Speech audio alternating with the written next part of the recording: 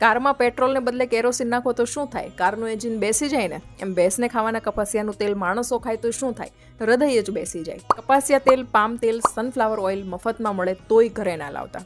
ગુજરાતીઓ માટે તો દેશી ઘાણીનું શીંગ તેલ જ ઉત્તમ છે. રિફાઇન્ડ પ્રોસેસથી તેલની મોટાભાગની ચિકાસ ખતમ કરી દેવામાં આવે છે, જ્યારે ઘાણીમાં કાઢેલા તેલમાં સ્વાદ, સુગંધ, ચિકાસ અને પોષક તત્વો એઝ ઇટ ઇઝ જળવાઈ રહે છે. દેશી ઘાણીનું ડબલ ફિલ્ટર શીંગ તેલ વિશે તો સૌ કોઈ જાણે છે, પણ ટ્રિપલ ફિલ્ટર શીંગ તેલ વિશે શું તમને ખ્યાલ છે? ટ્રિપલ ફિલ્ટ્રેશનનો મુખ્ય ઉદ્દેશ શીંગ તેલની શુદ્ધતા અને ગુણવત્તા મેળવવાનો છે, જેનાથી શીંગ તેલના સ્વાદ અને પોષક તત્વો પર કોઈ જ અસર થતી નથી. પહેલા ફિલ્ટરમાં ઘટ્ટ તેલ મહદઅંશે શુદ્ધ થાય છે, બીજા ફિલ્ટરમાં નાની અશુદ્ધિઓ અને કાપ દૂર થાય છે, જ્યારે ઉચ્ચ સ્તરની શુદ્ધતા મેળવવા માટે ત્રીજા ફિલ્ટર દ્વારા અતિ શુદ્ધ શીંગ તેલનું ફાઇનલ આઉટપુટ મળે છે. અને હા, સૌથી મહત્વની વાત કે જે શીંગ તેલમાં FFA વેલ્યુ એટલે કે ફ્રી ફેટી એસિડ 0.3%, પણ તે સામાન્ય રીતે 1 થી 2% વધુ ન હોવી જોઈએ, અને PV એટલે કે પેરોક્સાઇડ વેલ્યુ કે જે 10 મિલી એક્વિવેલેન્ટ્સ પર kg થી ઓછી હોય, તે જ શીંગ તેલની ક્વોલિટી, સ્વાદ અને સુગંધ ઉત્તમ ગણી શકાય છે. તરામૃતમ દેશી ઘાણીનું શુદ્ધ શીંગ તેલ કે જે ટ્રિપલ ફિલ્ટર પ્રોસેસના કારણે બીજા શીંગ તેલથી અલગ તરી આવે છે. તરામૃતમ શીંગ તેલમાં ફક્ત G20 મગફળીનો જ ઉપયોગ થાય છે અને ટ્રિપલ ફિલ્ટર પ્રોસેસ કરી વિધાઉટ પ્રેઝર્વેટિવ્સ સીધું જ પેક કરવામાં આવે છે. જો તમારે 0.40 FF અને 0.60 PV વાળું અતિ શુદ્ધ શીંગ તેલ ખાવું હોય તો કોન્ટેક્ટ નંબર સ્ક્રીન પર શેર કરું છું. કોલ કરી તમે પણ ઘરે બેઠા મંગાવી શકો છો.